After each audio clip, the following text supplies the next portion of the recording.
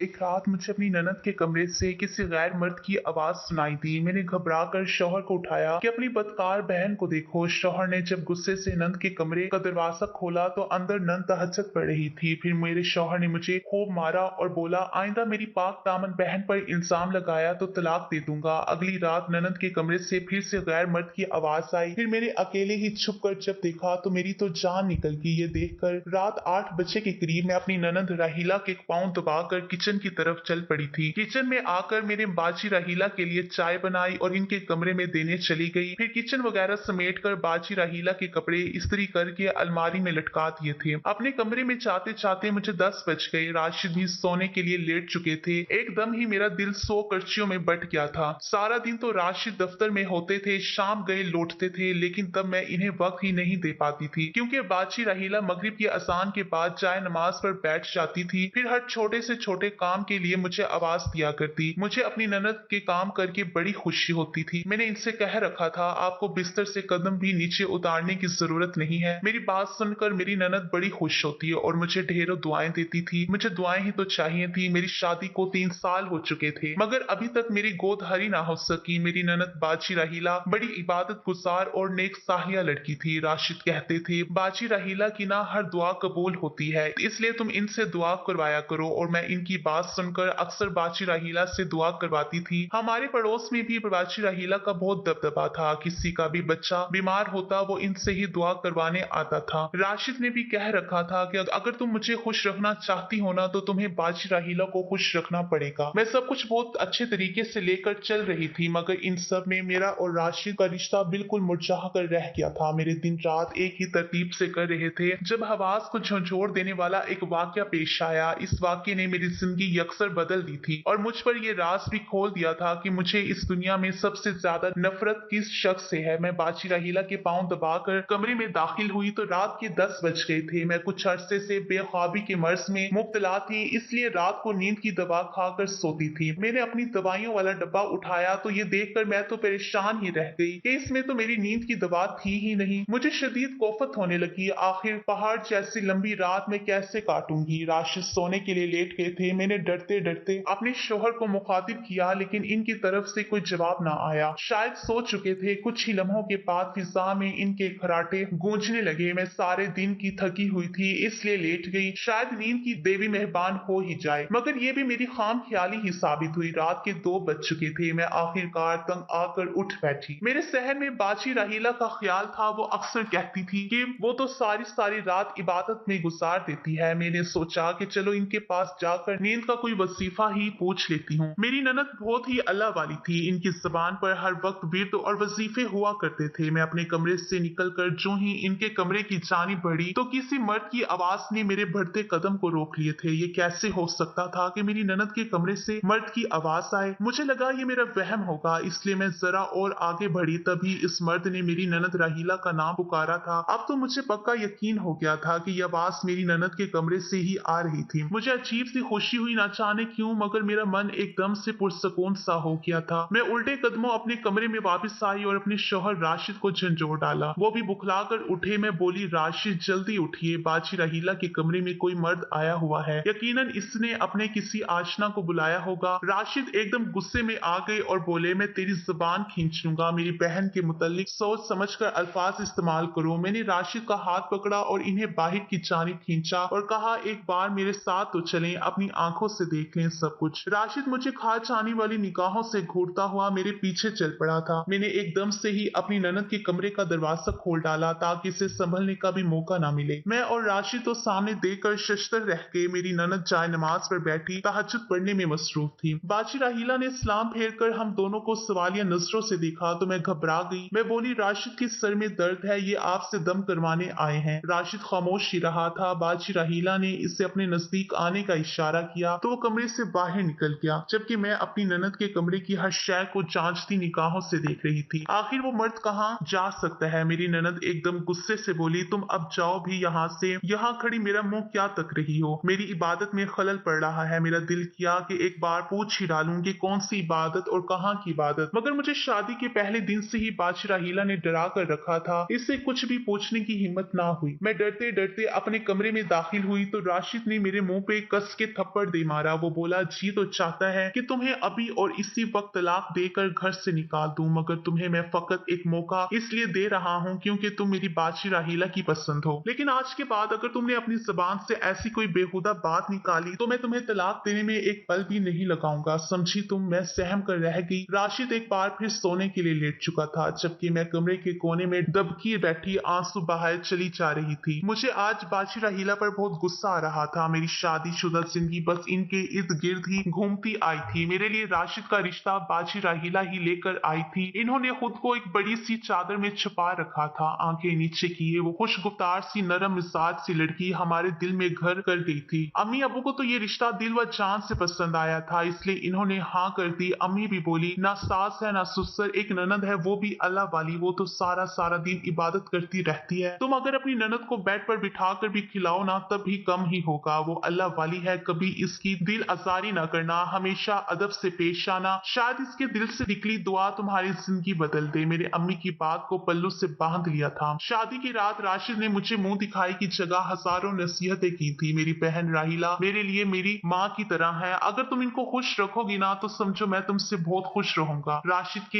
एक एक हुर्फ को मैंने जहन नशीन कर लिया था। फिर मैंने बाची राहीला की खिदमत को ही अपना सब कुछ मान लिया। राशिद उठते बैठते मेरी तारीफ करते रहते, मगर एक शाम राशिद बाची राहीला के कमरे में काफी घंटे बैठे रहे थे। जब वो बाहर निकले तो मुझे बहुत गुस्से में दिखाई दे रहे थे। वो मुझे बात बात पर झिड़कते थे। मैंने वजह पूछी तो बोले, तुम शायद वो सब बातें भूल गई हो जो मैंने शादी की रात तुमसे कही थी। मैंने कहा था कि तुम मेरी बाची का ख्याल रखना, मगर तुम कोताही कर रही हो। मेरा दिल एकदम से मुट्ठी में आ गया। मुझे रह रहकर रोना आ रहा था कि न जाने कौन सी बात बाची को बुरी लगी होगी। मुझे यही डर था कि कहीं राशिद मुझसे नाराज ना हो जाए। मैंने एक बार फिर से बाची की खिदमत में दिन रात एक कर दिया था। राशिद भी एक बार फिर से मुझसे राजी रहने लगे थे। एक दिन मैंने राशिद से जिद की, राशिद मुझे बाहर खाना खिलाने ले चले ना। हम दोनों मियाँ बीवी शादी के 6 माह के बाद कहीं घूमने फिरने गए थे। हम दोनों ही बहुत खुश थे। घर वापस लौटने को जी ही नहीं चाह रहा था। राशिद ने मुझसे वादा किया था कि वो अक्सर मुझे घुमाने फिराने लेकर जाया करेंगे, लेकिन मुझे मालूम ना था कि वो अपना ये वादा वफा ना कर पाएंगे। हम शाम गए, घर लौटे तो घर का मंजर देखकर दंग ही रह गए थे। बाची राहीला सहन में बैठी हुई थी। इनके दोनों हाथों में इनके वालिदैन की तस्वीरें थी और वो जारों की तार रोती चली जा रही थी। वो बार बार दहाई देती कि अब्बा आपके जाने के बाद राशिद भी बदल गया है, जबकि भाभी तो मुझे जूते की नोक पे रखती है। राशिद एकदम से मुझे हैरत भरी निगाहों से देखने लगे थे। राशिद ने बाची राहीला के पांव पकड़कर माफी मांगी। तब कहीं जाकर इनका गुस्सा कुछ कम हुआ, लेकिन राशिद का गुस्सा मजीद बढ़ गया। वो गुस्से से बोले, आखिर तुम मेरे पीछे मेरी बहन के साथ कैसा सलूक करती हो? वो हर वक्त तुम्हारी शिकायत करती रहती हैं। मैंने इनके सर की कसम खाकर इन्हें यकीन दिलाने की कोशिश की थी कि मैं बाची राहीला का बहुत ख्याल रखती हूँ। मुझे ये लगता था कि जिस तरह अल्लाह की रजा हासिल करना बड़ा मुश्किल है, इसी तरह अल्लाह के खास बंदों को भी राजी करना मुश्किल ही है। मैंने बाची राहीला की बहुत खिदमत की, मगर वो तो नाशुक्री सी थी। अब जिंदगी में बहुत आगे बढ़कर मुझे एहसास हुआ था कि अल्लाह की रजा हासिल करना तो बहुत आसान है। रास्ते में पड़ा एक पत्थर हटा देने से अल्लाह हमारे नामा अमाल से पहाड़ जितने गुनाह हटा देता है, मगर इंसान को राजी करना निहायत मुश्किल काम है। अब जब मुझे बाची के कमरे से मर्द की आवाज आई थी तो मुझे लगा था कि जैसे मेरे हाथ में निजात की कुंजी आ गई है। आज से पहले तो मुझे इस बात का एहसास ही नहीं था कि मैं तो बाची राहीला से शदीद नफरत करती हूँ। मेरी शादीशुदा जिंदगी को इनकी वजह से ग्रहण लग चुका है। राशिद हर वक्त बाची राहीला की फिक्र में लगे रहते थे। मैं तो जैसे एक मुलाजमा ही थी। अब मैंने सोच लिया था कि मैं बाची राहीला की असलियत खुद ही जान कर रहूंगी और राशिद की आंखों पर जो पट्टी बंधी हुई है